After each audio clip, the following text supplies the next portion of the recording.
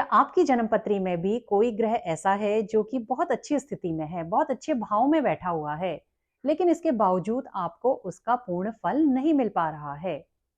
तो आज के इस वीडियो में मैं आपको बताऊंगी कि ग्रह फल देता है या नहीं देता है। ये उसकी स्थिति तय नहीं करती है, बल्कि उस ग्रह की जो अवस्था है वो तय करती है। नमस्कार, astrology I of the Vedas में आपका स्वागत है। कोई भी जो ग्रह होता है वो अपनी अवस्था के आधार पर फल देता है।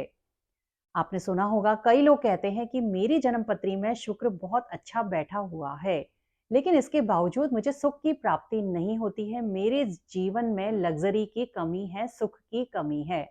या मेरी जन्मपत्री में गुरु बहुत अच्छी स्थिति में बैठे हुए हैं, इसके बावजूद भाग्य मेरा साथ नहीं देता है। तो ये जान लीजिए, जो ग्रह होता है वो अपनी अवस्था के आधार पर फल देता है।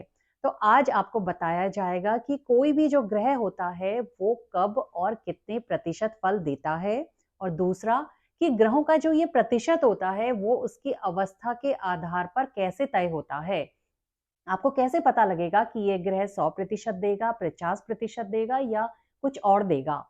तो आज हम इन्हीं सब चीजों को जानेंगे, और हमारे इस शास्त्रीय ग्रंथों में ग्रहों की 10 अवस्थाएं बताई गई हैं।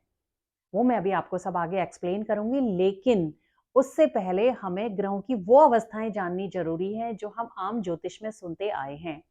जैसे ग्रह उच्च का होता है, नीच का होता है। तो ये वाली जो अवस्थाएं होती हैं ये 9 तरीके की होती हैं। सबसे पहले मैं उच्च से शुरू करते हुए जाती हूँ।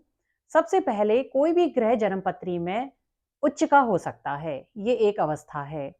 कोई भी ग्रह जन्मपत्री में अपनी अच्छा, ये जो अवस्थाएं होती हैं कैसे तय होती हैं? ये अवस्थाएं उस ग्रह की राशि के आधार पे तय होती है। ये भाव के आधार पे कभी भी तय नहीं होती है कि ग्रह अगर दूसरे भाव में बैठा है, तीसरे में बैठा है तो उच्च का है, नीच का है। नहीं, ग्रह कैसी राशि में बैठा है। जैसे एक उदाहरण के तौर पे मैं आपको बताती हूँ, गुरु अगर मान लिया जाए चंद्रमा की राशि में, कर्क राशि में बैठ जाएंगे, तो वहां पे गुरु की जो अवस्था होगी वो उच्च की हो जाएगी। तो इसी तरीके से जन्मपत्री में जो ग्रह होते हैं वो किसी ना किसी अवस्था में होते हैं। तो सबसे पहली अवस्था हो सकती है उच्च की अवस्था, जब ग्रह ऐसी राशि में बैठता है जहां पे वो उच्च का हो जाता है। तो आपको ये पता होना जरूरी है कि ग्रह कब उच्च का होता है, कितने डिग्री पे नीच का होता है। अभी उस सब को हम डिस्कस नहीं करेंगे। अगर आपको नहीं पता है तो मैं उसका लिंक डिस्क्रिप्शन बॉक्स में डाल दूंगी, आप वहां से देख सकते हैं कितने डिग्री पे आप जान सकते हैं ग्रह उच्च का होता है। तो ग्रह की पहली अवस्था है उच्च का होना। दूसरी अवस्था है ग्रह की कि ग्रह अपनी अगर मूल त्रिकोण राशि में स्थित है तो ऐसे ग्रह की अवस्था मूल त्रिकोण अवस्था है। तीसरा है कि ग्रह अगर अपनी खुद की राशि में स्थित है तो वो अवस्था स्वराशि की है। चौथा, अगर कोई ग्रह अपने मित्र की राशि में स्थित है।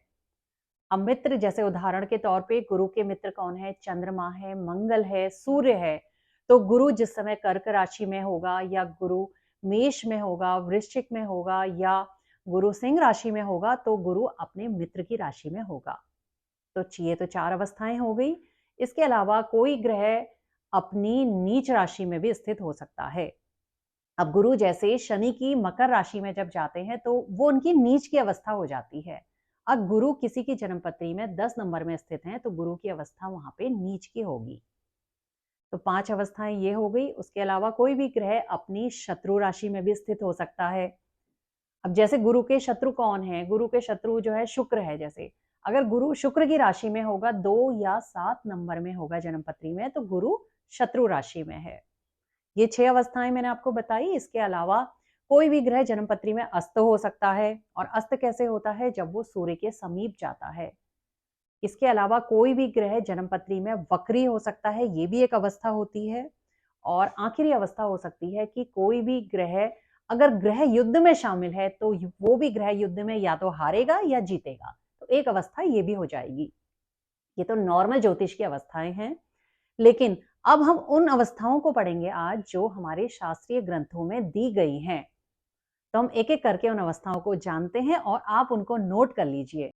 तो शास्त्रीय ग्रंथों में दी गई सबसे पहली अवस्था है दीप्त या प्रदीप्त अवस्था। और ये अवस्था जब ग्रह की होती है तो ऐसा ग्रह अपने 100% फल देता है। अब ये अवस्था कोई ग्रह कैसे प्राप्त करेगा? अगर कोई ग्रह आप देखते हैं कि किसी की भी जन्म पत्री में जाकर के अपनी उच्च राशि में बैठ गया है, तो ऐसे ग्रह की अवस्था दीप्त या प्रदीप्त अवस्था कहलाती है और ऐसा ग्रह अपने 100% फल देता है। लेकिन यहाँ पर भी एक चीज आप नोट करिए, एक आपकी जन्म पत्री है, एक आपके मित्र की जन्म पत्री है। आपकी जन्म पत्री में आप देखते हैं कि बृहस्पति ग्रह उच्च का है, यानी कर्क राशि में है, और आपके मित्र के जन्म पत्री में भी वो कर्क राशि में स्थित है, उच्च का है। अब आप डिग्री नोट करिए। आपकी जन्म पत्री में अगर बृहस्पति ग्रह 0 से 5 डिग्री के बीच है और मान लिया जाए मित्र की जन्म पत्री में 20 डिग्री का है, तो किसका बृहस्पति दीप्त अवस्था में भी ज्यादा अच्छा होगा? आपका। क्यों? क्योंकि शास्त्रीय ग्रंथों में 0 से 5 डिग्री तक उसकी उच्च स्थिति कर्क राशि में कही गई है। 20 डिग्री का भी उच्च का माना जाएगा, लेकिन उसकी जो एक लिमिट है वो 0 से 5 डिग्री तक दी गई है, तो ये भी आप नोट करके रखिएगा। अब ग्रह की जो दूसरी शास्त्रीय अवस्था है वो है सुखद अवस्था। कोई भी ग्रह जब अपनी सुखद अवस्था में होगा जन्म पत्री में, तो वो 80% यानी कि 80% फल देने में सक्षम हो जाएगा। अब कैसे होगा वो अपनी सुखद अवस्था में? जब वो ग्रह अपनी जन्म पत्री में अपनी मूल त्रिकोण राशि में स्थित होगा। एक उदाहरण से आपको बताती हूँ। सूर्य ग्रह हम ले लेते हैं। सूर्य ग्रह किसी की जन्म पत्री में सिंह राशि में स्थित है, तो आप कहेंगे कि ये सूर्य अपनी स्वराशि का है। यहीं पे आपको नोट करना है कि उसकी डिग्री कितनी है। अगर वो 0 से 20 डिग्री के बीच में है तो वो स्वराशि का नहीं है, वो मूल त्रिकोण का है। वो सुखद अवस्था में है, वो 80% फल देगा। स्वराशि का होने पे तो इससे कम देगा। वो मूल त्रिकोण का है क्योंकि उसकी डिग्री 0 से 20 डिग्री है, इसलिए राशियों में भी आप डिग्री को जरूर देखा करिए। शास्त्रीय ग्रंथों में दी गई किसी भी ग्रह की तीसरी अवस्था है स्वस्थ अवस्था। ग्रह जब जन्म पत्री में स्वस्थ अवस्था में होता है तो ऐसा ग्रह अपने 75% 75% फल देने में सक्षम हो जाता है। अब आप कैसे जानेंगे कि ये ग्रह स्वस्थ है या नहीं है? तो अगर आप देखते हैं कि कोई ग्रह जन्म पत्री में अपनी खुद की राशि में स्थित है, तो वो ग्रह स्वस्थ ग्रह कहलाएगा और ऐसा ग्रह 75% फल देगा। अब मैं सूर्य का ही उदाहरण बताती हूँ। सूर्य सिंह राशि में बैठा है मान लिया जाए, और अब उसकी डिग्री आप देख रहे हैं कि 20 डिग्री क्रॉस कर गया है, 25 डिग्री का है सिंह राशि में, तो वो उसकी स्वराशि है। क्योंकि 20 डिग्री या 20 से नीचे का होगा तो वो मूल त्रिकोण का होगा, तब वो 80% देगा। लेकिन अभी वो 20 डिग्री से ऊपर चले गया है, वो अपनी स्वराशि में आ गया है, तो ऐसा ग्रह स्वस्थ अवस्था में होगा और अपने 75% फल देगा। शास्त्रीय ग्रंथों में दी गई चौथी जो अवस्था है वो है मुदित अवस्था। अगर जन्म पत्री में आप देखते हैं कोई ग्रह मुदित है, आप कहते हैं कि मेरा ये ग्रह मुदित अवस्था में है, तो वो ग्रह 60% फल देने में सक्षम हो जाता है। अब आप कैसे जानेंगे कि ग्रह मुदित अवस्था में है या नहीं है? अगर आप देखते हैं कि कोई ग्रह जन्म पत्री में अपने मित्र ग्रह की राशि में बैठ गया है, तो वो ग्रह मुदित हो जाता है, वो बहुत खुश हो जाता है। ये बहुत अच्छी अच्छी अवस्थाएं हैं, क्योंकि ग्रह अपने मित्र के घर में बैठा है, तो वो 60% फल वहां पे भी दे सकता है। अगर वो अपनी उच्च स्थिति में होता है तो वहां पे तो वो अति प्रसन्न होता है, उसको सब कुछ मिल जाता है, जीवन में 100% देता है ना। तो यहाँ पे वो मुदित हो जाता है, आनंदित हो जाता है मित्र के घर में आकर के, तो 60% फल यहाँ पे भी देता है। जैसे मैं आपको सूर्य का ही उदाहरण दे देती हूँ। सूर्य मान लिया जाए आपका धनु राशि में बैठा है या मीन राशि में बैठा है, या वो मंगल ग्रह की मेष में बैठा है, वृश्चिक में बैठा है, तो ये उसके मित्र ग्रह हैं। इनकी जब भी राशियों में सूर्य बैठेगा तो वहां पे वो क्या हो जाएगी, उसके मित्र ग्रह की राशि वो उसकी मुदित अवस्था हो जाएगी, और सूर्य वहां पर 60% फल आपको जरूर देगा। तो आप लोगों की जन्म पत्री में इनमें से कोई ना कोई अवस्था में कोई ना कोई ग्रह होगा, तो कमेंट करके जरूर बताइएगा कि आपका कौन सा ग्रह मुदित है या दीप्त है या सुखद अवस्था में है या स्वस्थ अवस्था में है। शास्त्रीय ग्रंथ किसी भी ग्रह की पांचवी अवस्था जो बताते हैं वो है शांत अवस्था।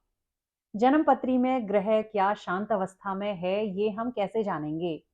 आप ग्रह को देखिए 16 वर्ग चार्टों में।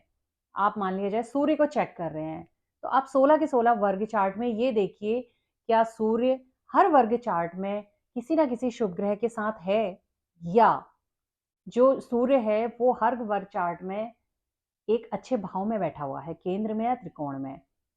जैसे मैं उदाहरण से समझा देती हूँ। सूर्य को आपने देखा कि नवांशा चार्ट में जो है वो एक शुभ ग्रह के साथ आ गया है।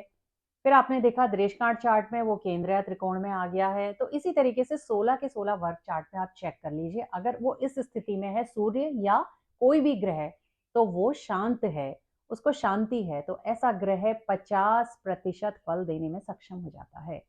शांत अवस्था में भी वो आपको 50% फल दे देगा, कहीं भी नहीं जाएंगे वो फल आपके। ग्रह की जो छठी अवस्था है वो है शक्त या संकट अवस्था। आप देख रहे हैं कि नाम से ही पता चल रहा है संकट अवस्था। ऐसा नहीं है कि फल नहीं देता है, यहां पर भी फल देता है, 40% फल आपको दे देगा। लेकिन ये स्थिति कैसे आप पहचानेंगे?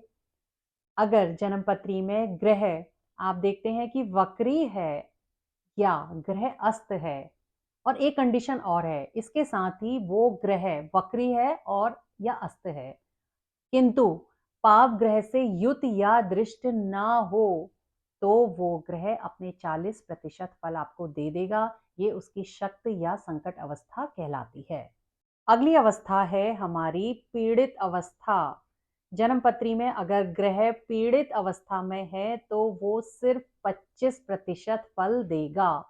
लेकिन पीड़ित कब माना जाएगा? ग्रह आप कैसे पहचानेंगे पीड़ित है? वो अशुभ ग्रहों से दृष्ट या युक्त वाला पीड़ित नहीं, ये अवस्था वाला पीड़ित है। तो यहाँ पे अगर आप देखते हैं कि जन्म पत्री में कोई ग्रह अस्त है और पूर्ण रूप से अस्त है, सूर्य के साथ है, सूर्य की जो डिग्री है और उस ग्रह की डिग्री में मुश्किल से 1 डिग्री 2 डिग्री या ज्यादा से ज्यादा 3 डिग्री का ही अंतर है, तो पूर्ण रूप से अस्त है, तो ऐसा ग्रह केवल और केवल आपको 25% अपने अच्छे फल देगा। ये कोई अच्छी स्थिति नहीं होती है, पीड़ित अवस्था कहलाती है। इसके बाद जो अगली अवस्था है वो है दीन अवस्था। नाम से ही लग रहा है बेचारा दीन है।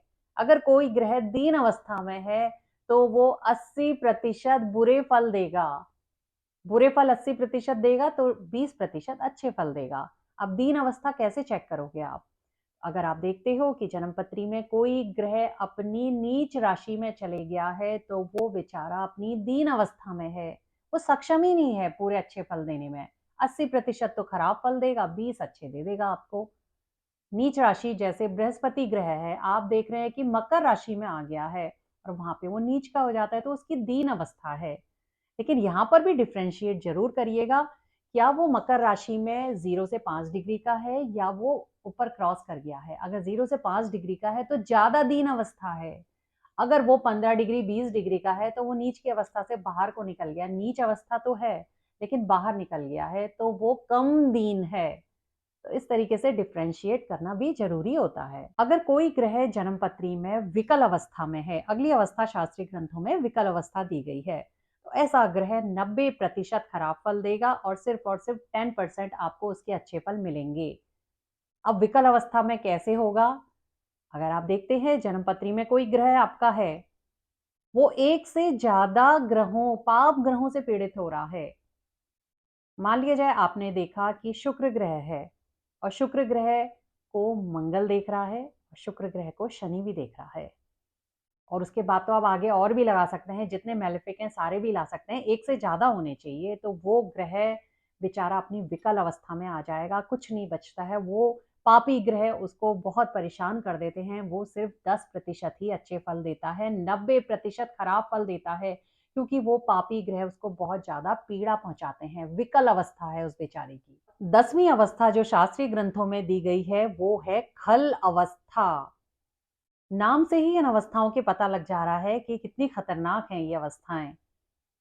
जब जन्मपत्री में दो ग्रह आप देखते हैं कि 1 डिग्री के से कम के अंतर पे स्थित हैं, दो ग्रह आपके हैं, आपने देखा कि बुध है, बुध के साथ शुक्र है, शुक्र की डिग्री मान लिया जाए 10 डिग्री है, बुध की डिग्री है मान लिया जाए 9 डिग्री है, 1 डिग्री का अंतर है। 1 डिग्री से ज्यादा में नहीं, 1 डिग्री के अंदर ही आने चाहिए तभी अवस्था बनेगी।